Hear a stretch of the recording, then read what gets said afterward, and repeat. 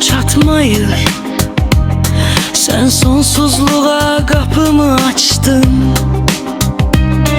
Qonaqlar rəqs edir, şənlik bitsə də ruhumda rəqsə can atır. Amma sümüklərim sızlayır içimdə. Söyle dostum, darıxmaq qadağandır. Niyə yuxumdasan hər gecə, niyə? Niyə xoşdur danışmaq, yox susmaq? Ey zaman, niyə sürətlə qaçırsan belə? Səni heç kim saxlaya bilmir aman. Hamı yatıb sənin ruhunla danışıram. O dünyanın en güçlülerindendir.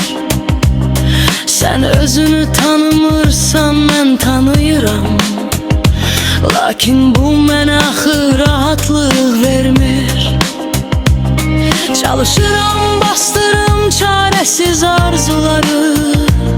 Ruhumu dəli olmaqdan xilas edim. Dostum, sen fethettin benim şuurumu. Dostum, öğreteceğim sevmeyi ruhumu.